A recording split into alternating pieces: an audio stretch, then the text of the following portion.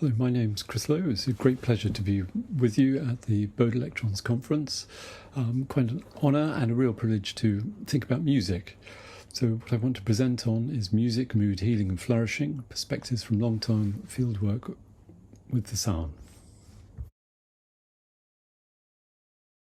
So I'm the museum director of Kwatu San Heritage Centre, which is about 70 kilometres away from Cape Town, up on the Western Cape. I'm an affiliate with the Pitt Rivers Museum, Oxford.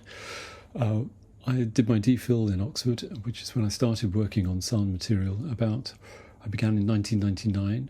Since then, I've worked on healing and then shamanism, ontology, embodiment, human environment relations. So I haven't worked specifically on music, but music is something that's very close to my heart. And I've had a sort of professional, no professional interest in it, but it's always sort of been lurking around the perimeters of what I'm doing. So this has been a great opportunity to try and explore those intersections. The areas that I've worked are circled in red here. I've worked with quite a lot of groups, which is unusual, of Khoikhoi and San. So I've worked with Aikum, Junquanzi, Naro, Kung, Bugakwe, Kamani, some work on the Topna, the Kun, the Kui, and the Khoikhoi, Damra and Nama.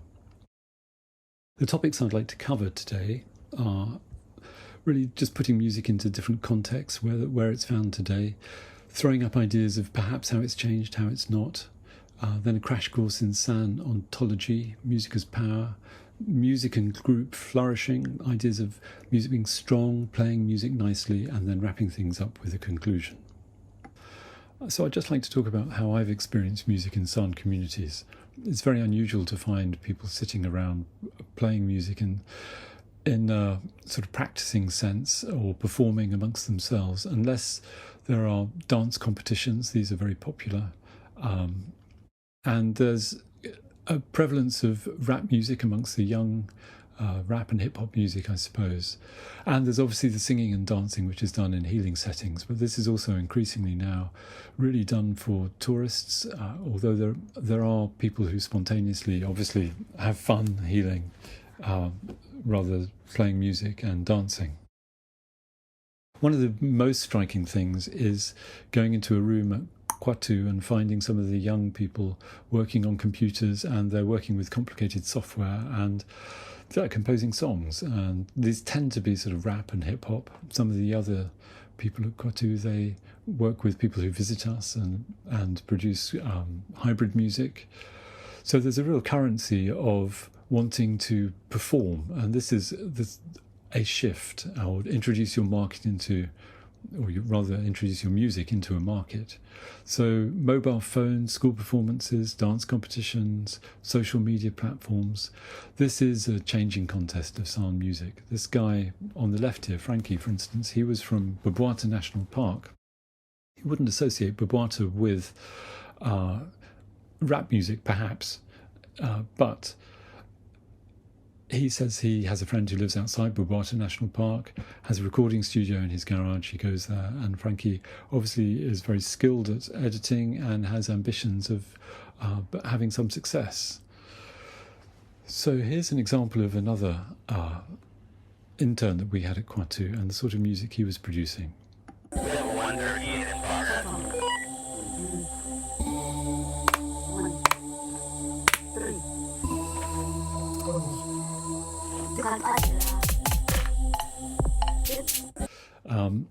This is the other video I want to play separately. Now, this is from the San Code of Ethics, which was a code of ethics set up by the San Council, and to advertise it, they wanted to hold a rap competition, and they advertised amongst the San groups for young San to take part in this competition, and this was the winning entry.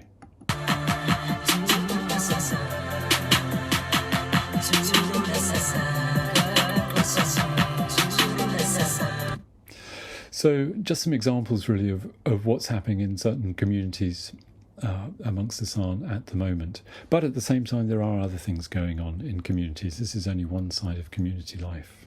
This is a very quick example of the sort of competitions that are also part of this changing community life.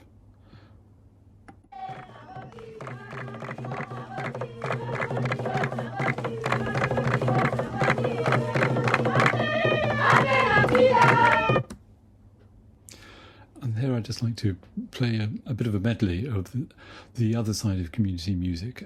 It was filmed really over the last 20 years.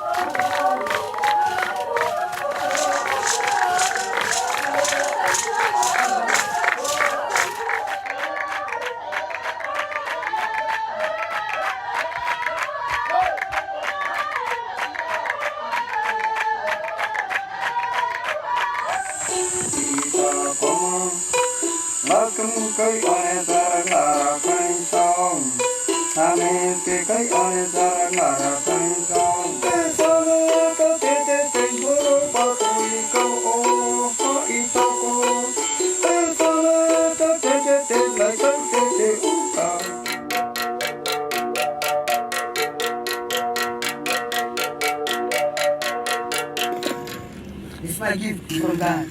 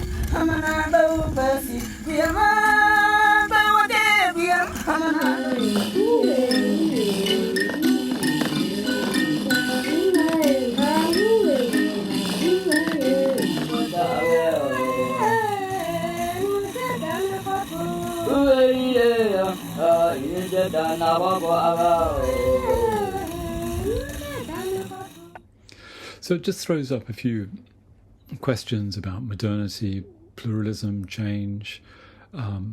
We have to be careful about ideas of shift because all this stuff is going on at the same time. But I think there is a contrast with, as I've mentioned, grades of accomplishment at school, music, or in playing music in churches, competition, ambition, money, fame. I think there's also an interesting link between what instruments enable you to accompany them and to perform more than others. So let's just have a listen to this. This was recorded in 2001. All those other films on the previous page were also recorded in 2001, from 2001 to the current times.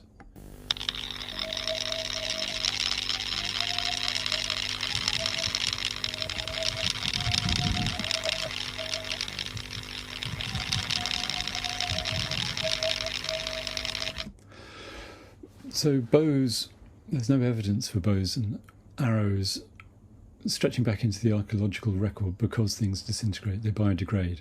But arrow points suggest that bows have been around for 64,000 years. Now, whether this has any bearing on musical instruments and bows is hard to know. But there is an interesting possibility there. Then in the archaeological record, there's also evidence of bull roarers. So let's just have a listen to this.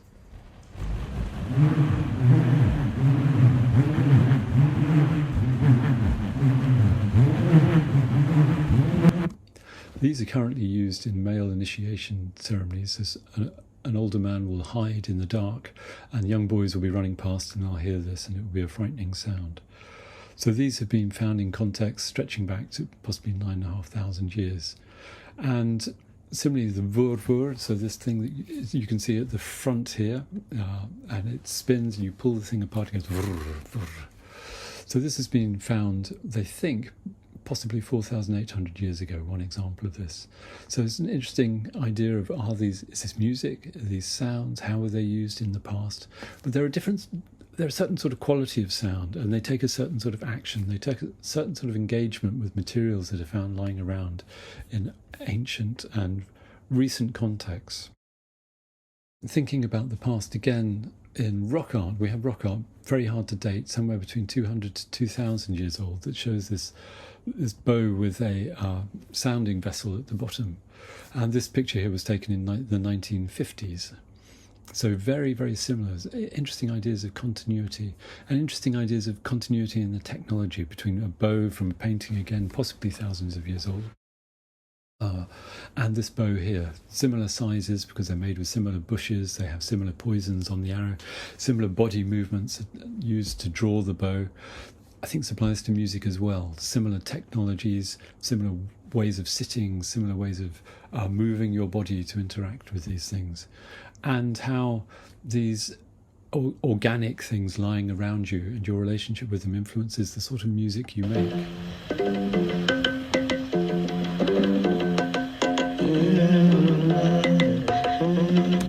So singing with a bow has a certain set of parameters. You can't sing too loudly because the bow music disappears.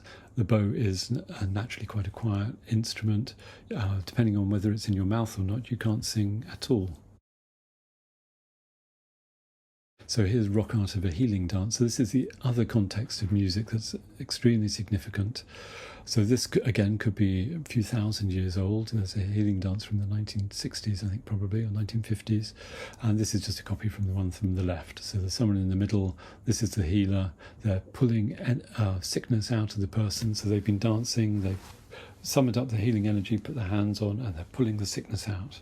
And these are the people dancing around the outside. And this would be accompanied with clapping and singing.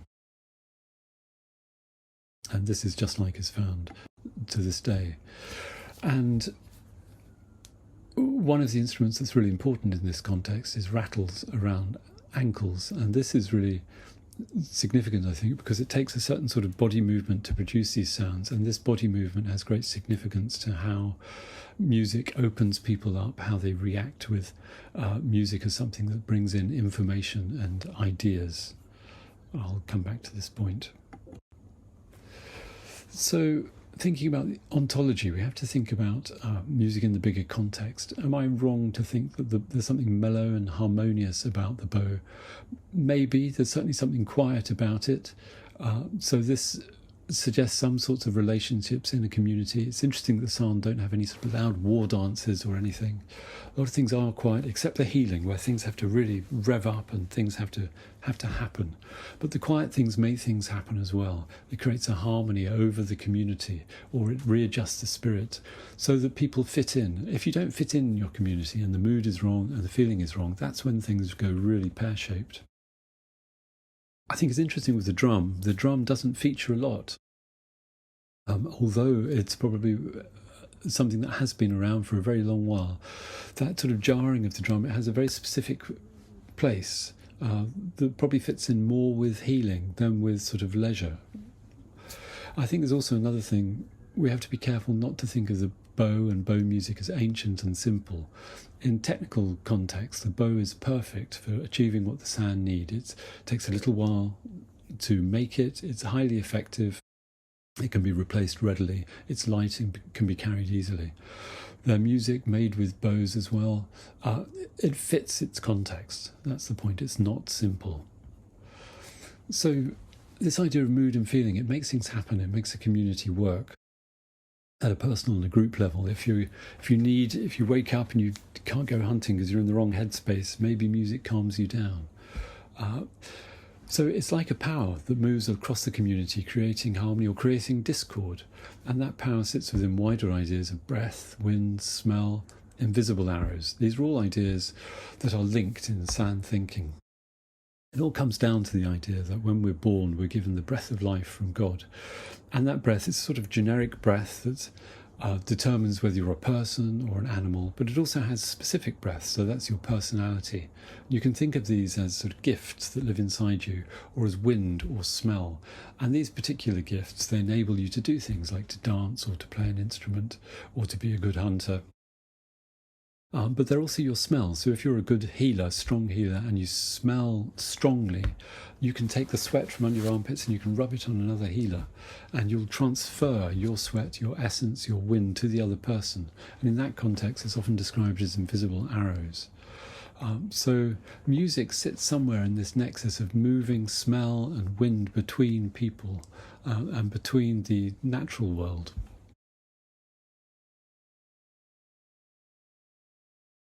And there's also an idea of inspiration coming from God, the wind coming into you. And so it's this sort of wind gift. Where does this feeling, where do I create this music from? And in the early video we heard, this is a gift from God. And this is a very important linking point to the psalm with music. I tried to sketch out a few ideas here that I haven't really got time to go into, but I found this really interesting, the overlap between music, stories, wind, smell and breath. How music is invisible, you hear it and you feel it. Stories are invisible, you hear and feel them, but there seems to be some sort of cognitive need to assimilate the language. You understand the language and then you get the nuance, although there is performance with it. But in wind, there's something raw about it. You see it, you feel it, you hear it. Now, they're all to do with connection. It comes from afar, it brings information, things come into you, or you generate things inside you. Stories can live in you, music can live in you, it comes out of you, wind can live in you, you can breathe out and your breath can go into other people as your music can go into other people. Surfaces, what's internal, what's external. I think there's some good thinking to be had around there. Inspiration, music, where it comes from, where it lives inside you. Does it come from up there? Or do you get the inspiration in your head or in your heart? Or does it come from your gut? And when you play it, where are you playing from? Your body, from your heart, your gut? In San context of thinking about this sort of wind nexus, things live all over the body and they speak to you and they talk to you and you wake them up. I think music sits very much in that context.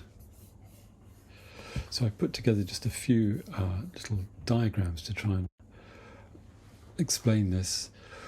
So there's ideas of God firing arrows of sickness into people, dancing around the fire, generating wind, just circulations of wind. I think that's probably enough to say on that. Stories that travel like the wind. I think music travels like the wind. Bad thoughts can travel from one person into another, into their heart. Bad stares can go into you, live inside you, just like I think musical songs can. A shock is a really important thing. So a shock can go inside someone. And if you're walking along, you see a snake and you're shocked. As you're shocked, you open up and the snake can literally go inside you and live inside you and feed you and tell you bad things and turn you into a bad person, and a healer will pull that snake out. And stories can sort of live inside you and talk to you in good and bad ways, and music can do that as well, I think. So I've been playing around with ideas of where this is. Again, is it in the head? Is it in the heart? Is it in the body? How it fits in with rubbing certain substances into the body to make that part of the body strong. Well, music sort of sits in certain bits of you, I think, to do with how you play it and how you listen to it.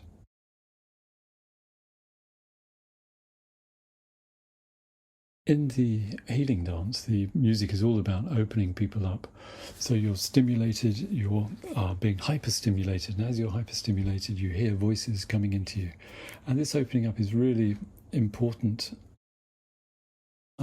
to generating healing power, mood, and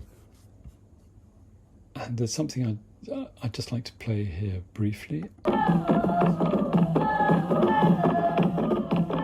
It really struck me. The drum dance is very unusual amongst the song, but the way the drums are being used there, it's again to disassociate people, the mind from the body. It takes you out, and as it takes you out, you lose your bearings, and as you lose your bearings, new things come into you, new information comes into you. And this has very much reminded me of voodoo. And if you hear a drum in voodoo dances and the drum's going, and then all of a sudden you hear what's called a feint, and someone slams down on the drum and it wakes people up, and this is when the spirit comes in. And I think there's something similar with Bushman healers. They work with the body, and they build you up, and boom, and then things happen. This is something that I came across as I was putting this talk together.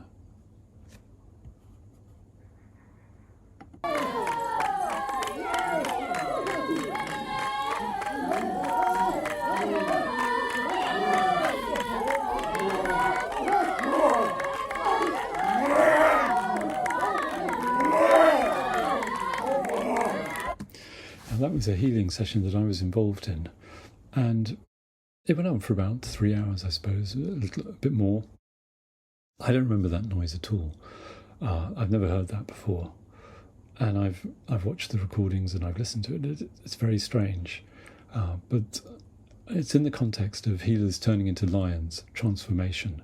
So that really is when you're disengaging from the body, something else coming in because of music. So now I'd like to move on to the final section, which is to do with music and group flourishing. So if the dance is going well and is going strongly and powerfully, that's when things happen. That's what it's all about, making things happen. And it's described as being strong. There's a sense in which strong comes from doing it properly, so moving in the right way, whatever you're doing, whether you're dancing, whether you're playing the bow, being committed to what you're doing. And this has a sense of right behaviour, good behaviour. It's good, it looks good, it's beautiful, it brings the right feeling to the occasion because it's going to be effective, and it's nice. And this word nice is it's an important word that I'll come back to. So there was an example given by some anthropologists. Beautiful singing in the healing dance attracts spirits, and the right, powerful and beautiful way for a woman to behave is to stand and quiver beautifully. So to make the dance work is to create this artistic beauty because it has effects and it brings the num power of God. So standing and quivering beautifully, doing things well, it's got this aesthetic quality to it, links to being effective, and this is really important. And this applies to music, producing the right sound of music. It requires the right sort of engagement. So in the giraffe dance, which we saw earlier, this is also something that was given by God to a person in a dream. They dreamt of a sound of giraffe going across the landscape, and they told the people about this. And the giraffe dance is beautiful because it works. It has efficacy as a trancing song. This is what Megan Beasley, the anthropologist, says. So again, there's this link between how you behave, what you produce in the right context, in the right way, that does the right thing. It makes life more predictable. It makes life actually safer. Makes things work well for you and the wider community. Another good example of this is in the Elam Bull dance, which is a dance that's still held amongst some San groups. It's for young ladies as they reach menstruating age.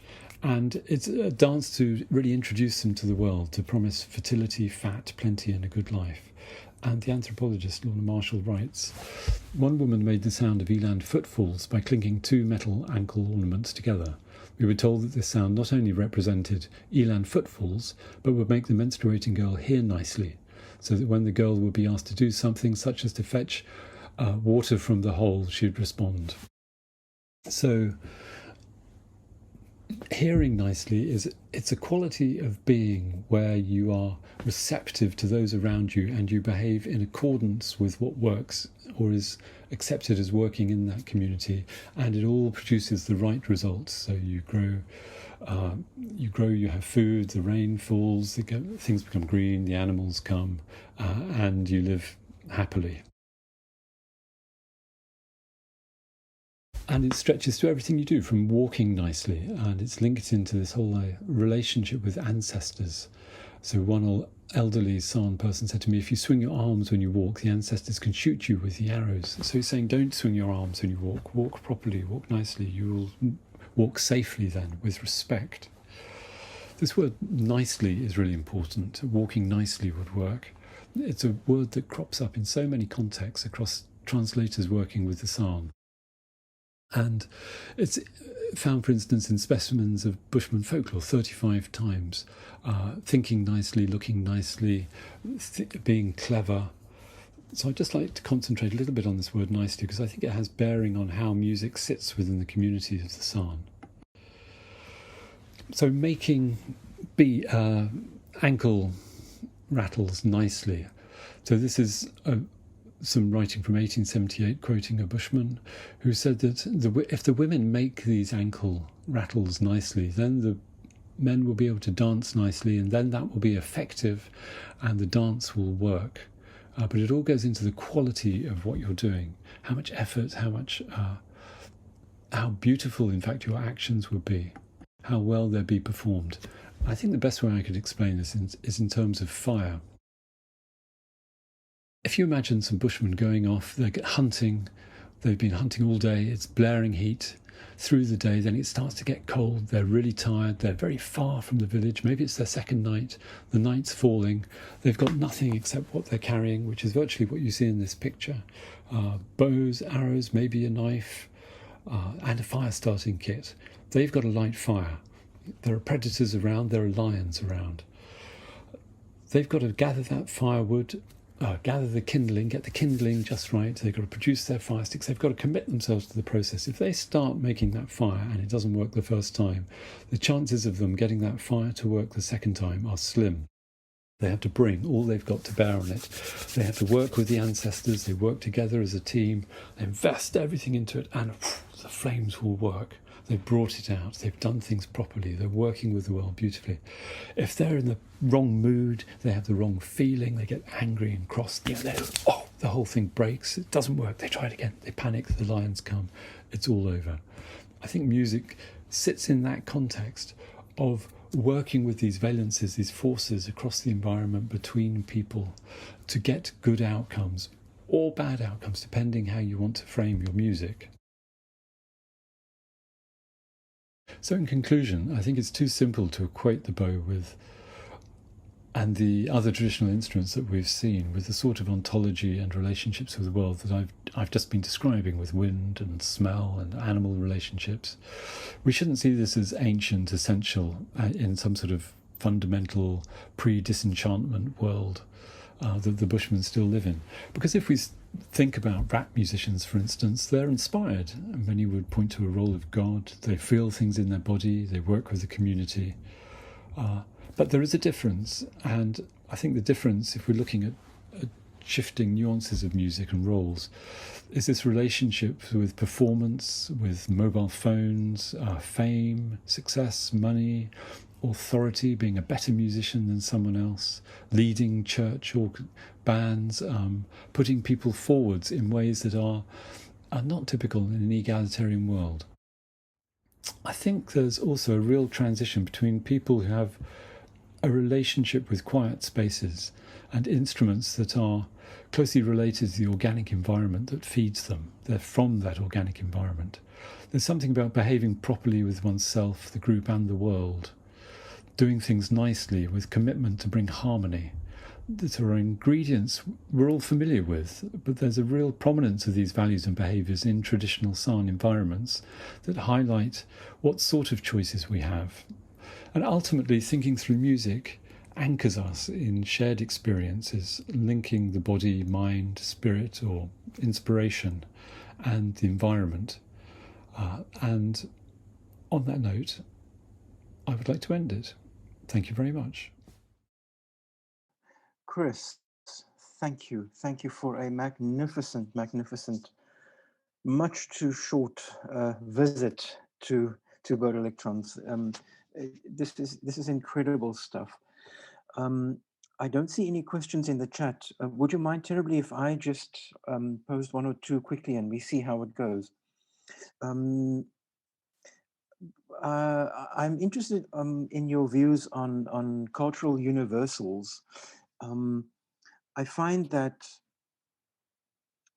and this is a purely subjective opinion, there's an example of Bruno Walter, the conductor, who was in a recording session decades ago, conducting, I believe, a Bruckner symphony, and it was a a Ländler movement or a minuet movement from a Bruckner symphony, and the technicians had great difficulty in getting him not to jolt and to dance, whilst conducting, so energetically that it upset the recording process. And they asked him about this, and, Maestro, can you just please calm down slightly because you're ruining the recording, time and again. And he said, well, his response was, I can't, because this is in my blood. This is my musical heritage. Even though we are conducting, I believe it was a Bruckner symphony. So personally, this is a totally unqualified, subjective opinion. I think there's much more in common between Bruckner and the Sun, much more commonality.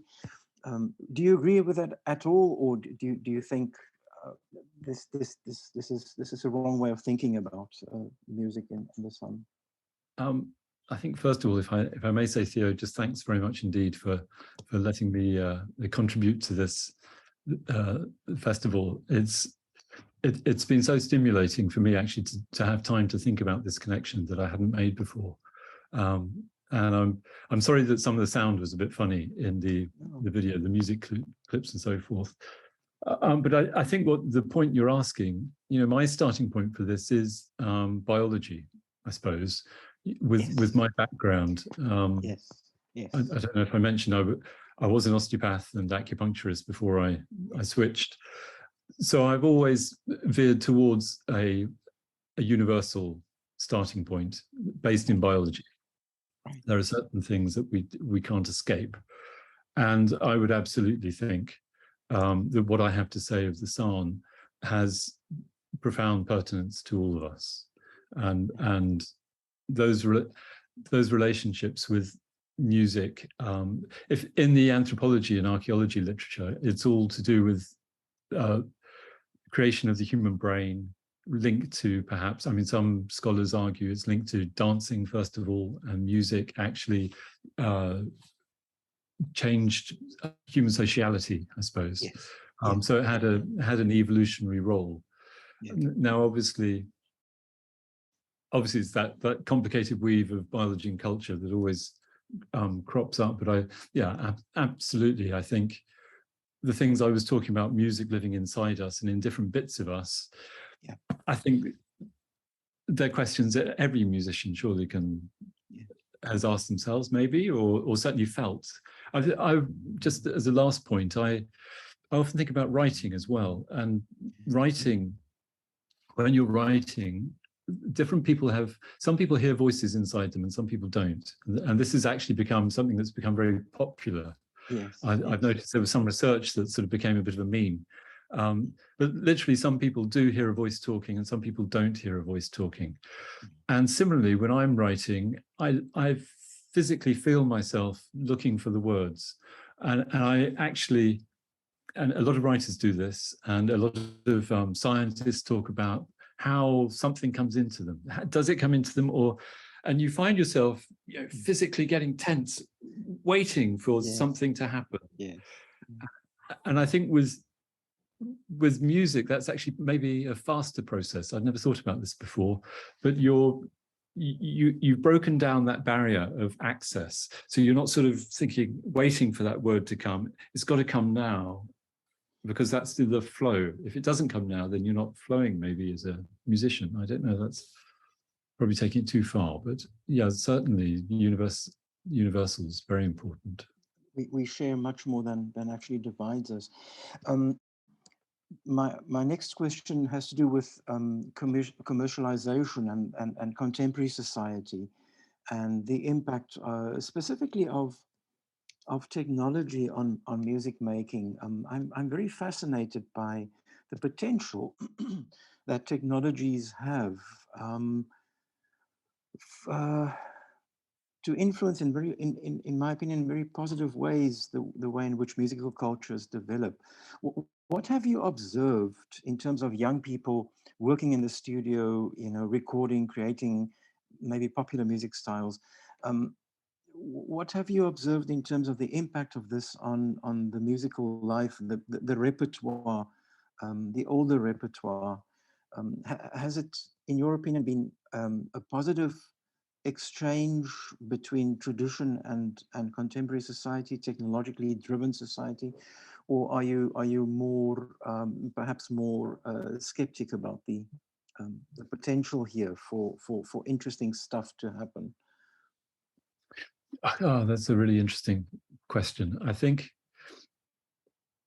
so the young men that I just gave the examples in there, for instance, they're at the same time doing very familiar, popular sort of cultural music, but they're very keen to bring in their language, and they're very keen. If you couldn't really see it on that video, the San rap, but they actually begin by, it's always a fusion, and they're very keen to bring something traditional, of that sense of identity of who they are.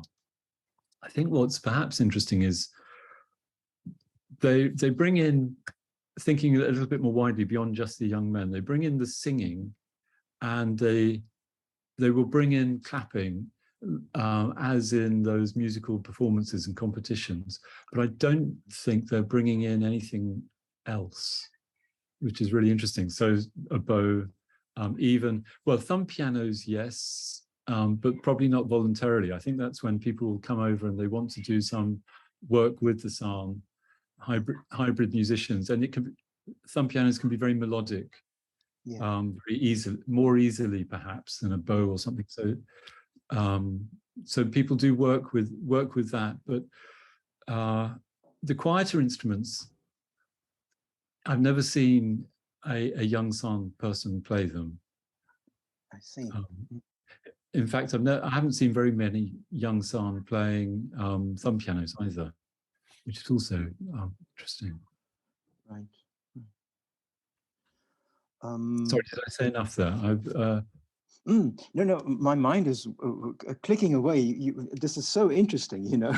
I'm trying to put a lid on my on the number of. This is inspiring stuff for a composer. This is really stimulating stuff. Does the same apply, do you think, to language? So, in your experience, what transformation, if any, has some languages undergone under the influence of contemporary society? Yeah, I mean, obviously, I don't know because I haven't heard what they were like before. All right, fair enough. but I think it's accepted that clicks, for instance, clicks have, since people have been recording sign languages, so with any accuracy, 100 years, maybe just over 100 years. Before that, it was a very random sort of orthographic process. There was a reluctance at first with linguists to say that language changed, and it's now being accepted that clicks are now being dropped readily. There are hints that this did happen in the past with those first 100-year-old writings of language, but I get the feeling, and I've worked quite a lot with linguists, that there's much more acceptance now that people are borrowing, and language is flowing around these communities much more, and there's much more word exchange. There's much more homogeneity, I think, and these clicks are quite readily dropped and added, and you get different clicks on the same word. And I hear this just working at Kwatu. People use different clicks all the time. Even the word san, for instance, it should be san. So the linguists say, I've never heard a san person say san. They say san, most of them. So this language is changing all the time as well. And it's a very active, busy space. Right. I think on that note, perhaps we should call it a day. I'm just double checking the chat here. Do you see any questions in the chat on your side? I don't think so. No.